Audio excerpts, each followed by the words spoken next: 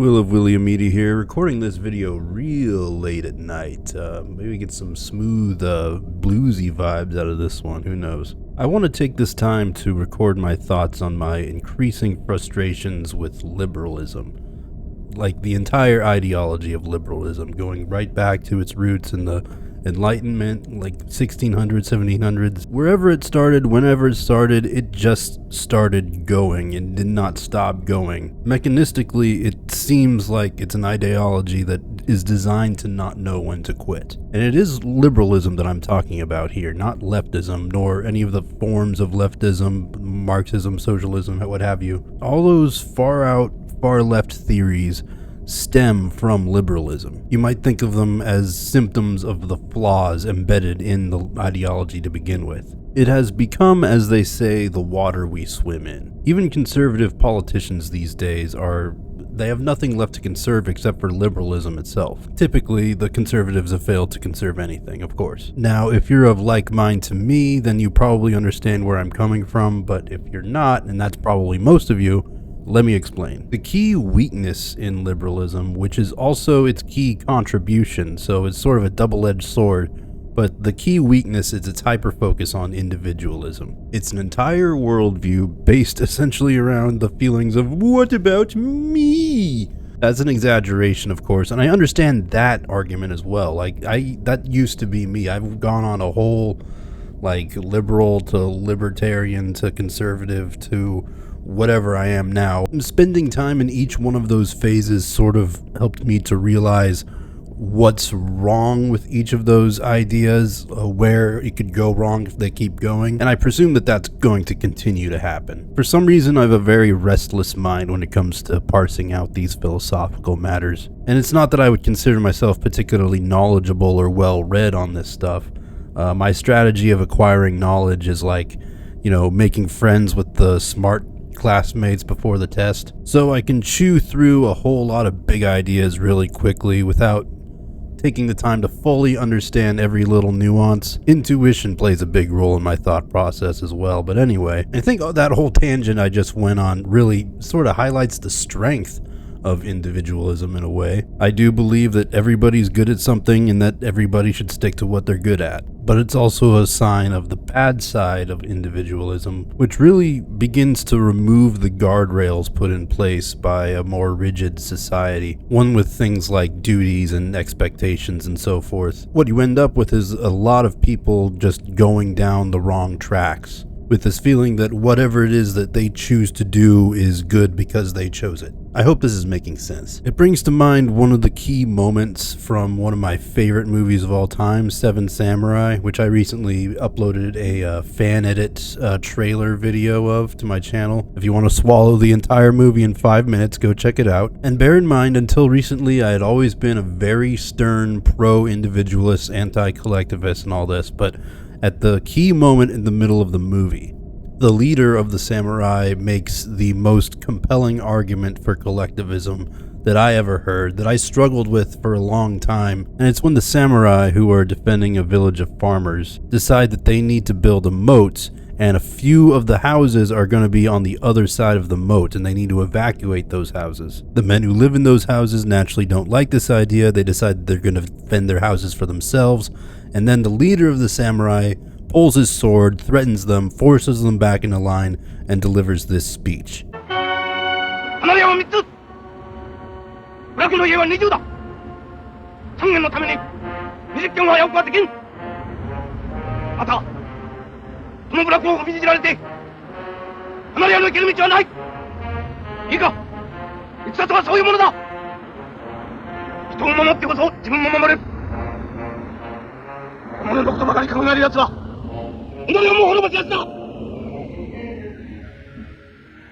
That moment just drives home inescapably that there are times when you have to make a sacrifice for something greater, not like the ultimate sacrifice or anything, but to be a part of something greater than yourself. Because there are things greater than yourself, before which yourself is a tertiary concern. And that's when you have to say, screw what you want, you have to be the best you can be for the sake of everyone around you. And one thing that I've found is that you don't think outside of the liberal framework for very long before encountering this trifecta, this trinity of the good, the true, and the beautiful. I don't know who the first person was to put together those three words, but everything points to finding objectivity in those three things: the good, the true, the beautiful. Which brings me back to what inspired me to record this video in the first place, and that was I was watching an interview between James Lindsay and Benjamin Boyce on Benjamin Boyce's YouTube channel. And those two guys have talks perennially. I think this is their fourth or fifth at this point. They just do these long 3-hour conversations that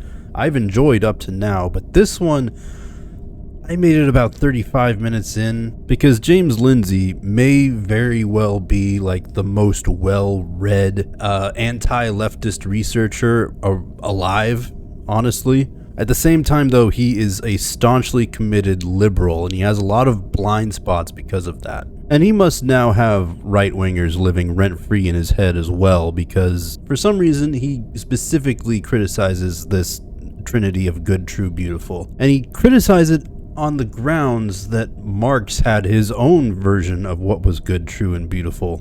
You have to know what's happening, and you have to know where we are. People are all the time, I don't want to deal with people who don't know what time it is. Well, you better know what time it is. You know what time it isn't? It's not time to do something reactionary. What you actually need to do is you need to recognize the circumstances that we're in. So what do I think the circumstances that we're in happen to be? I think that the world is being run by a cartel. I think that we have a financial cartel. I think that we should be taking direct action to deal with the cartel. We can start talking about goofy cultural crap, and we can start talking about other things after we deal with the cartel and start to see what liberation from the cartel looks like in terms of behaviors. So let's say just imaginary. Now we're in conceptual, possibility space that we defeat the cartel. The ESG cartel is over. BlackRock and Larry Fink are put to the point with laws, and they can't keep going because it's considered trust or conspiracy or whatever they get busted for. We're a year down the track. Do some of the universities start to experiment with not having a DEI or a ESG or a SDG program? Do some start to do that? Well, in that case, now we're going to have an open market, and it behooves us to see what they're going to do with it rather than putting down some hammer and fist law saying, no, you're going to teach the true, the good, and the beautiful according to parentheses, according to our view of the true, the good, and beautiful. Because guess what? The communists think they're teaching the true, the good, and the beautiful too. They think that the true is that humans are a fundamentally, perfectly social communist species. The good is achieving that in reality so that oppression is ended. And the beautiful is what you were able to create and produce with your work when you were freed from the necessity of working for somebody else or feed a hungry belly. Marx says that explicitly, that's what true, good, and beautiful boil down to.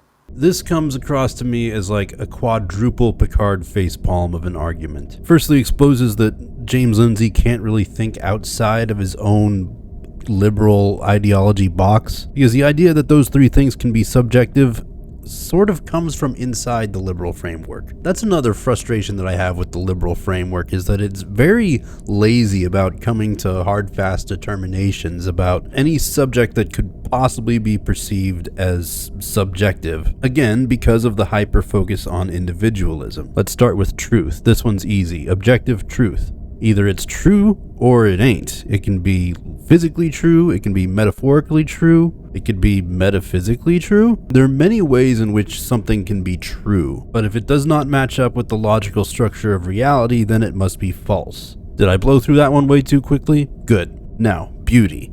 A flower is beautiful, a person can be beautiful, a mountain can be beautiful, a really well-carved table can be beautiful, a piece of garbage can't be beautiful, a plain slab of concrete can't be beautiful, a computer monitor, like the one I'm looking at right now, can't be beautiful, but the image displayed upon it can represent something beautiful. Now, does the functional concept of beauty make sense to you yet? Good. Which brings me back to good. Well, truth is good, and beauty is good, and as these three things are a part of a trinity, they are equivalent to one another. Good, of course, shares a root word with God, so you might think of the word good as meaning that which is God-like, or that which God likes, but not what you think God would like. It goes back to something I said in another video of mine, where you have to subject yourself to exterior authority before you make any claims about anything outside of yourself. You're not the one who gets to decide. But to circle back to James Lindsay's argument, and it behooves us to see what they're going to do with it, rather than putting down some hammer and fist law saying, no, you're going to teach the true, the good, and the beautiful according to parentheses, according to our view of the true, the good, and beautiful. Because guess what? The communists think they're teaching the true, the good, and the beautiful too. The truth of the matter is that they are wrong. We have to align ourselves with objective good, objective truth, objective beauty, and seeing as how we've had the tools of thought to figure out just what objective good, truth, and beauty are for thousands of years, if that's something that we've lost today, then we have to commit to restoring it. If we can't at least do that much, then we deserve everything that's coming to us. If you get it, you get it. If you don't, you don't. Thank you for joining me. Remember to like, comment, and subscribe, and keep moving north.